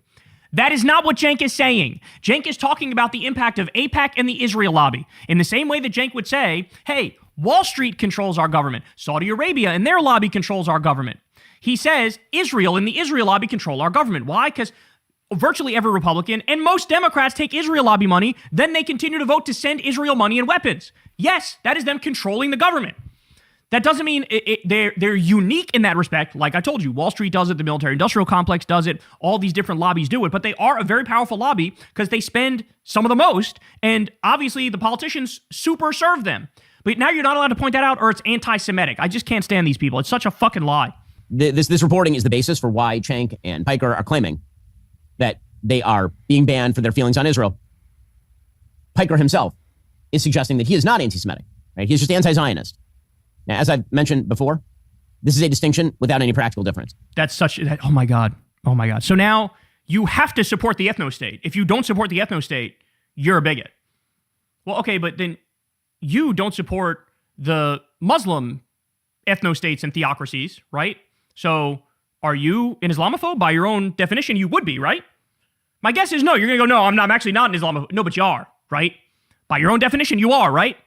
So now he's saying you're not, making that distinction is not real. Well, see what he's doing? He's trying to blur the lines between Nick Fuentes and Hasan Piker. Whereas Hasan is clearly not anti-Semitic and he makes arguments against anti-Semitism. He's trying to blur the lines and say they're the same. Well, then that feeds anti-Semitism, you fucking jackass, you fucking idiot. You're undermining the cause of protecting against anti-Semitism. But he's being dishonest. He knows he's being dishonest. If you are calling for the destruction of the Jewish state, which exists in the here and now, you're not having a prospective conversation in 1920 about whether there ought to be a Jewish state in the Middle East or not. It exists. It's been existing for 80 years. You're not calling for the destruction of Pakistan, a Muslim-only state. You're not calling for the destruction of any of the dozens of other states around the world. You're only calling for the destruction of the Jewish state, which would entail the murder of millions of Jews. He just implied Cenk and Hasan support the murder of millions of Jews. He just implied that. You heard it one more time. States around the world. You're only calling for the destruction of the Jewish state, which would entail the murder of millions of Jews. That's fucking defamatory. That's defamatory. As I said, Cenk and Hasan go out of their way to say, this is not the fault of all Jews. Jews are brothers and sisters. Anti-Semitism is wrong and bad and evil. Anti-Zionism makes sense. Anti-Semitism is stupid. They make that point all the time. And here's this little fucking twerp weasel saying implying they support the murder of millions of Jews. No, you know what? You know what Hasan supports? Cenk supports a two-state solution where there's a Palestine and an Israel. Hasan supports a one-state solution with democratic rights for all. That's what he supports. One person, one vote, democratic rights for all. That's what he supports. You are a lying, defamatory, libelous scumbag saying they support murder. Who can watch this? Who can support this? It's no surprise that the Daily Wire's numbers have collapsed 80%. And the only time one of their videos does well is because they buy it as an ad in front of other videos and juice the numbers. So we might have a video with like 22,000 views. Those are his actual numbers. Then randomly there'll be one with like 600,000. And it's like, well, they bought that as an ad. So it looks like they get a lot more views than they do. Now you know why. Because he's doing shit like this. Instead of going out there and actually defending Western values and Enlightenment values that he pretends to believe in and saying, hey, free speech is free speech, let them talk, throws that out the window, all to protect Israel. The feelings of Israel are more important than our rights. That's what he's saying. He's okay with, hey, you can criticize the UK and go to the UK. You can criticize America and go to America. But God forbid you criticize Israel and try to go to the UK. You should be banned from there. He likes that. He likes that fact. So you're legally mandated to say nothing or only say good things about Israel. You're legally mandated to be pro-Zionist, and if you're not pro-Zionist, you hate all Jews. This is disgusting, man. These people this is a sick joke. It's a sick joke. You're not a serious person. Like, the way you mangle logic and reason and facts, the way you, like, try to enforce your ideology on everybody else, it's backfiring. It's backfiring massively, and it should, because nobody should buy your shit. So, if I'm Cenk and I'm Hasan, I'm fucking furious over this. But then again, Ben Shapiro has no motion, has no sauce. He's a bit of a joke, bit of a lolcow on the internet now. And he should be, for sure. Hey y'all, do me a favor and like and subscribe. It helps out big time in the algorithm. Click the bell as well for notifications when videos drop. And watch that video on screen right now. You know you want to. So all hell is breaking loose, and CBS is crumbling right in front of our eyes as 60 Minutes falls apart because, of course, Bari Weiss, who is completely unfit and unprepared to run a network like CBS, she was gifted running CBS by the Ellisons, the pro-MAGA, pro-Israel billionaires who took over CBS to turn it into a propaganda factory for Trump. Well, Bari Weiss takes over. Everybody fucking hates her. She censors left and right. She tries to control objective decision makings and, make people lie. Well, more on that in a minute, by the way. And Scott Pelley, one of the head guys over at 60 Minutes, he finally had enough. He finally snapped. And he basically said, like, hey, you need to let us do our fucking jobs. And if you get in the way, I'm going to rain holy hell on you and let everybody know what's actually going on behind the scenes here at CBS, right? He's showing integrity by coming out and saying, these people are destroying what's supposed to be the best, most factual news show in the country, okay? So let me show you this. First, we have backstory on the drama at CBS News tonight. Bari Weiss, Nick Bilton, Tom Sibrowski, and CBS HR invited Scott Pelley to a meeting at 5 p.m. Eastern Time tonight to discuss a path forward after his vocal protest earlier this week in the 60 Minutes All Hands. So they had a big meeting prior to this, and Scott Pelley's like, hey, listen, man, y'all are fucking up the network. Y'all are fucking up the show. I'm not going to mince words. I'm not going to hold back. What you want us to do is unacceptable. What you want us to do is journalistic malpractice and negligence, and we're not going to do it. So I'm just letting you know you're unfit for this. You don't know what you're doing. You're basically a hack to the government, and I'm going to say that to your face. So that's what happens. Then they go, oh shit, after the fact, we got to have a meeting and try to smooth this over, okay? They continue here. The two sides did not find common ground. Bari and co. were left with the sense that Scott was not open-minded about reaching détente. Meanwhile, Scott maintained strong frustrations with leadership. Scott left the meeting and was told they'd have an update on his employment in a matter of minutes. Instead, Bari and her team deliberated for several hours. Around 9:30 p.m., Nick Bilton, the new 60 Minutes executive producer, sent this letter to Scott, see below, in which he tells him he has been terminated for cause. He also sent a memo to the staff. See the tweet below that. The language in Nick's memo suggests a legal fight coming. No response yet from Pelley. So here's the executive producer, Bari's handpicked henchman, says, Dear Mr. Pelley, I meant what I said in my letter last week to the 60 Minutes team. Joining 60 Minutes is the honor of my career, and I'm grateful to be working alongside the people I've contributed to the most important television journalism brand this country has ever produced. While I'm new to 60 Minutes, I've devoted my career to investigative journalism and storytelling. I started this job excited to collaborate and to benefit from the wisdom and experience of the 60 Minutes veterans with you among them. For that reason, one of the first things I did in my new role was call you to talk and invite you to dinner. It is a profound disappointment that you rejected that overture and chose ambush instead. Let me pause to point out, This guy is writing this to Pelley knowing that this is going to go public and everybody's going to see it. And so he's trying to make himself look as reasonable as possible, right? That's what's happening here. But understand, the reason why this guy even wanted to go to dinner with Pelley is to say, there's going to be some changes around here, and you're going to have to allow us into the editorial process.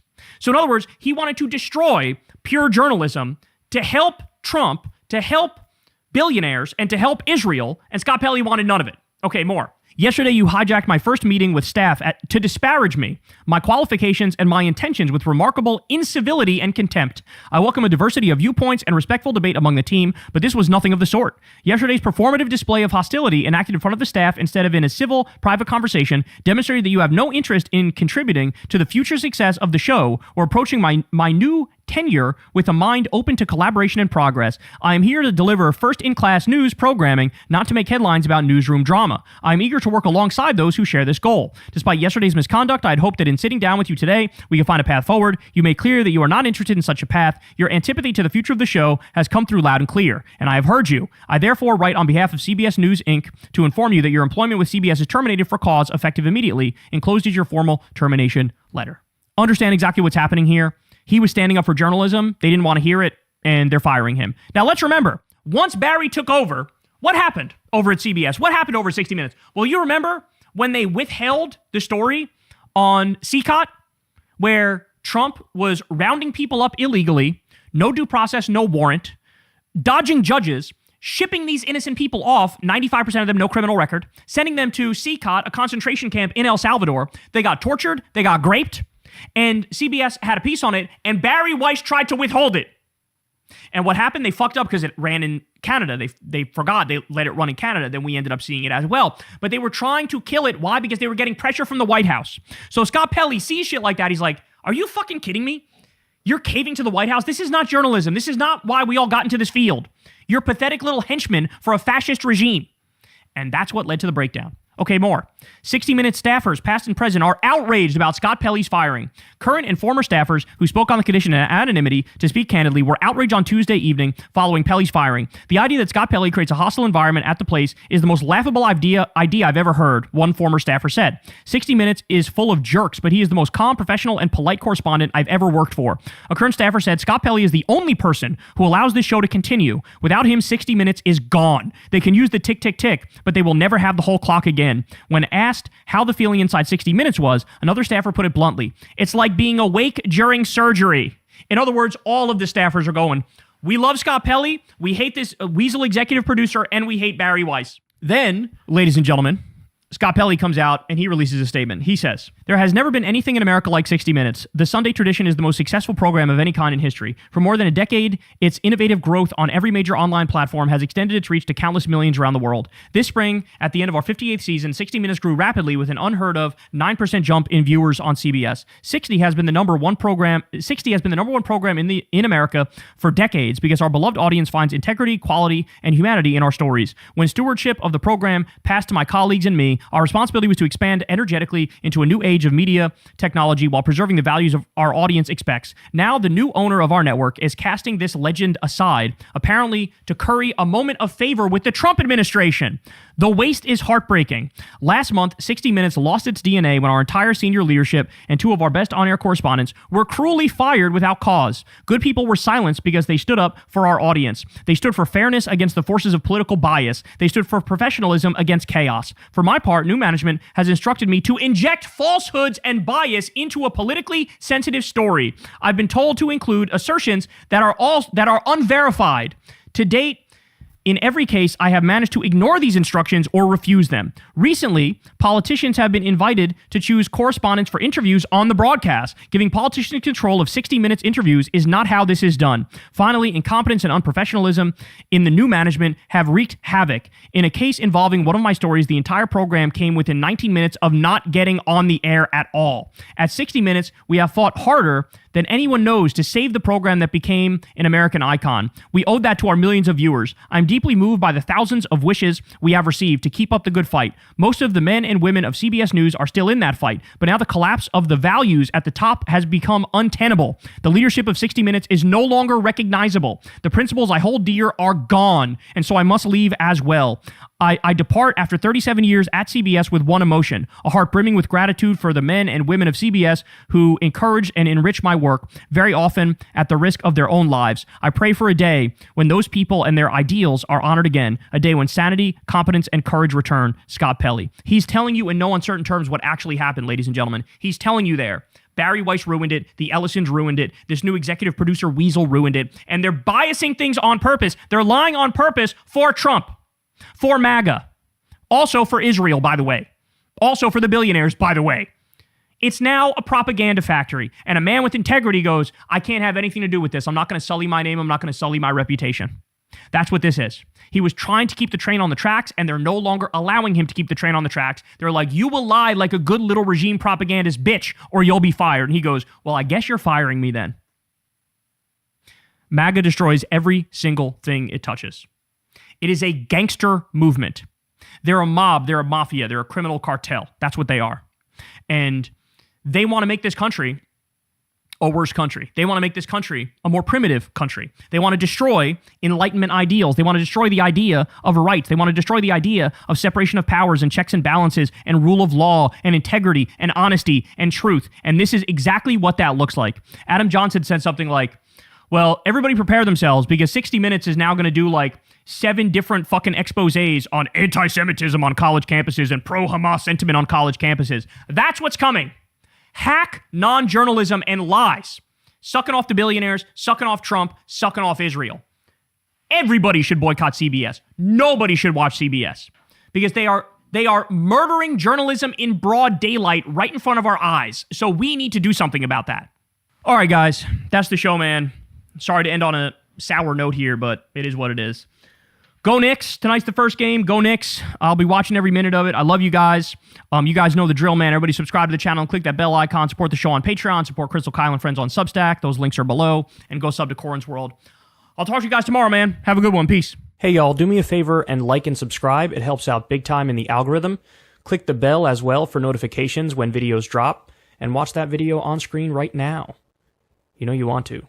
I'm old enough to remember when a bunch of media outlets and a bunch of Democrats correctly pointed out that Trump is going to try to do Project 2025, which is basically the right-wing fever dream of how to rework the U.S. government, right? How to dismantle it and then rebuild it in the image of a fascist theocracy.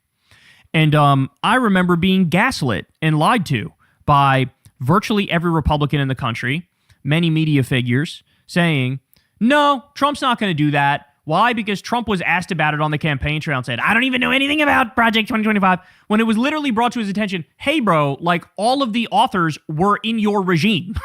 All of the authors were people who you picked who controlled various parts of your government.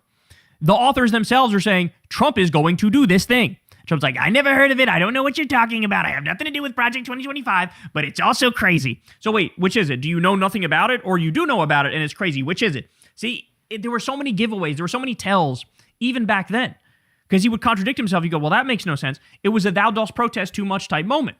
The reality is he knew it's unpopular. He knew it was unpopular, which is why he said it, but he had every intention of delivering because that's all of his fucking donors.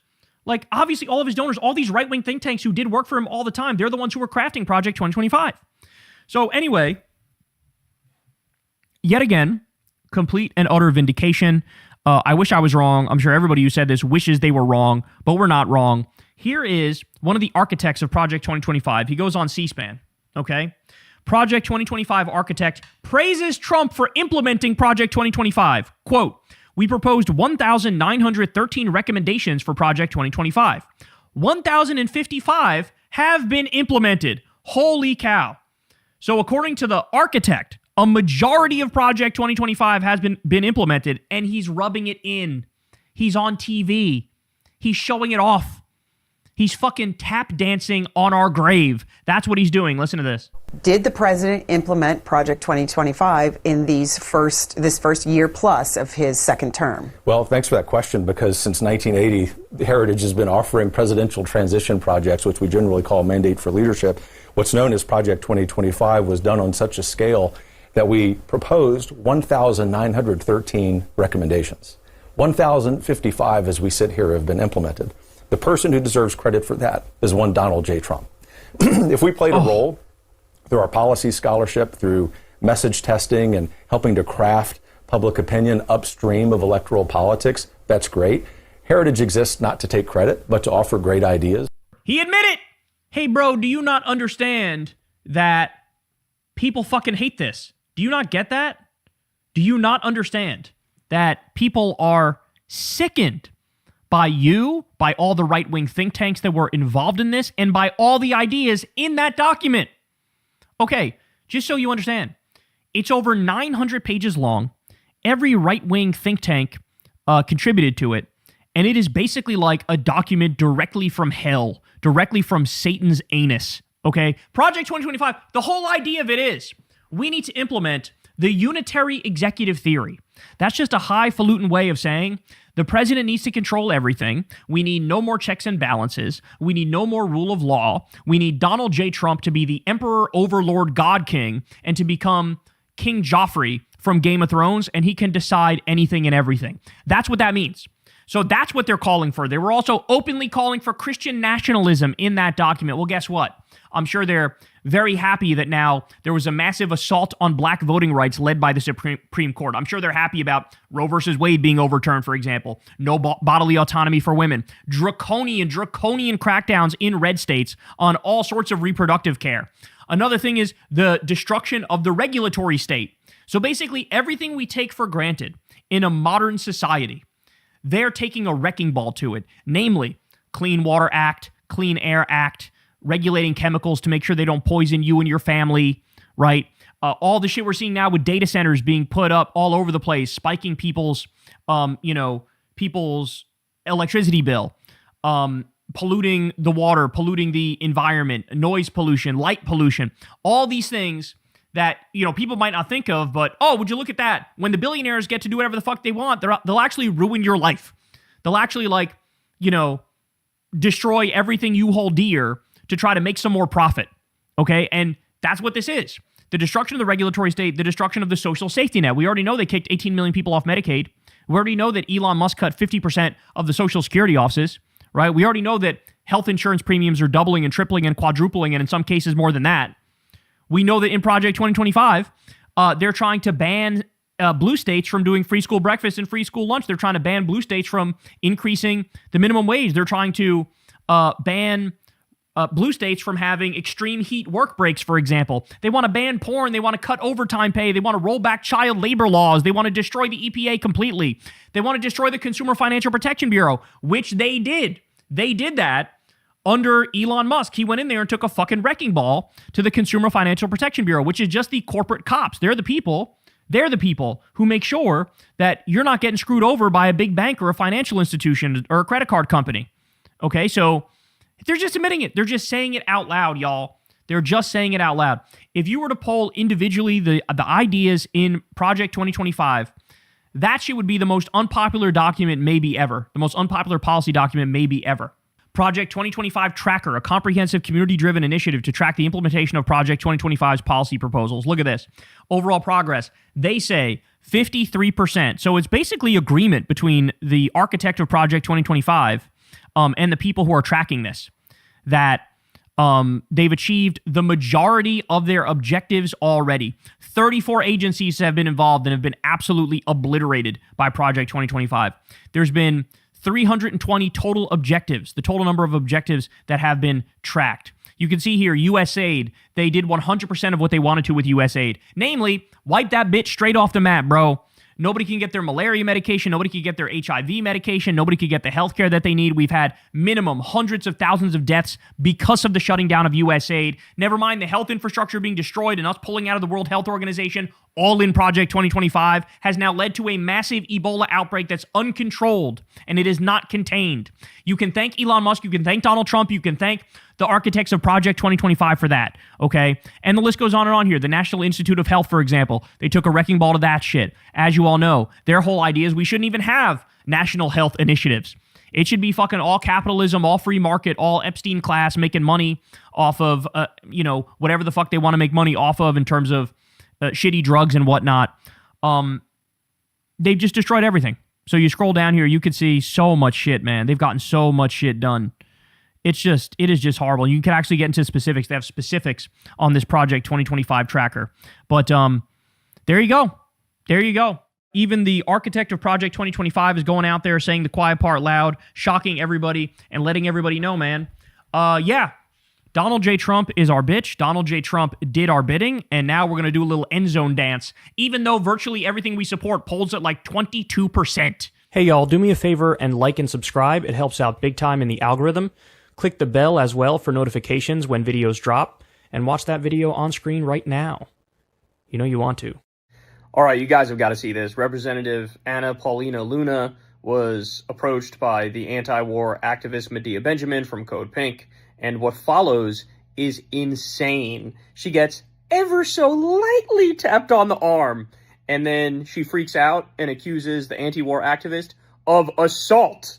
Watch this video. By a policy of cutting off oil, cutting off every single way that government can get money to keep the hospitals going. To actually get aid to the people, because it doesn't sound like you do. No, because Marco Rubio has been sanctioning the Cuban people, which is hurting them by the billions. The government by the billions. No, that hurts the people there. They have no power. You are misinformed. When's the last time you were in Cuba? Wait, you just touched me. Oh, it was like, I'm sorry. It doesn't matter. You just touched me. You're going to walk away right now, or else I'm going to call Capitol Police. Don't touch me. I will walk away. Bye-bye.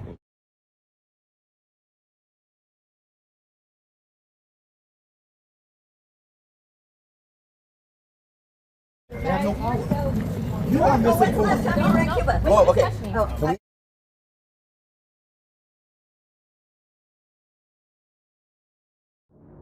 So I was questioning Senator Rubio on Code Pink, which is a foreign-funded organization, and I've been going after FAR, etc. And so as I was leaving, they were asking questions. I don't have an issue asking questions, but when you were berating me and trying to block me from being able to come vote, it's an issue. But I continued to answer them. I was walking out of Rayburn, and as we were trying to walk away from them, I guess they didn't like what I was saying, so one of the lead organizers actually smacked me. And so at that point, I broke contact. Can you like reenact how you were hit? I was literally trying to walk away from this person, and they smacked me. In what part of the body? They smacked my arm. Smacked. Are you injured right now? I mean, look, either which way, you don't touch anyone, especially if you don't like what they're saying. You cannot physically harm someone. You can't hit them. You can't block people from being able to vote. And so what I will say is I have filed charges. There's footage of this. They have multiple angles of this. There was multiple witnesses. We have people that filed statements as well. And I think that she's going to be getting in a lot of trouble. You cannot do that to people. So, yeah, I just saw you speaking with a group of police officers. That was you pressing charges? Well, I'm giving my statements, and they are basically investigating for assault, yeah. Okay. So ultimately, they determine whether or not we can actually press charges, but I think they have more than enough evidence. So we'll know later on today. But if you're able to, you definitely will be. Yeah, you can't hit people. What do you hope happens to the person?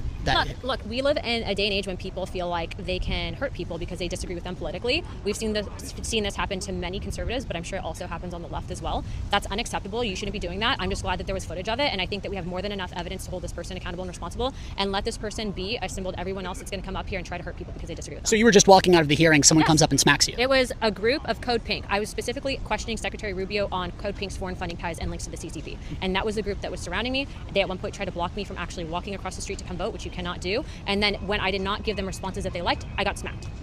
Based off your conversations with police, and ultimately it's going to be up to their investigation, but do you think that this person's going to be arrested? Yes, without a doubt. For assault? Yes. If you could say something to that person right now, what would you say? You cannot hit people because they disagree with you. That is completely against what this entire institution stands for. And by the way, if you cared about actual, Palestinians or Muslims, then why is it that you take money from a country that is currently engaging in imprisoning Muslims, Uyghur Muslims, in concentration camps, also known as China? So if I'm to understand this correctly, MAGA is allowed to carpet bomb and triple tap elementary schools and kill a bunch of little girls. But if you tap them on the arm, that's assault.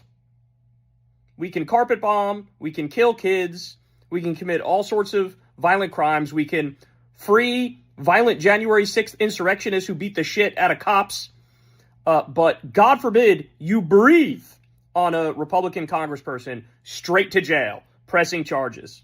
Nobody should take these people seriously. They're fucking disgusting, caught lying red-handed, and there's not much else to say about it other than what the fuck is this timeline?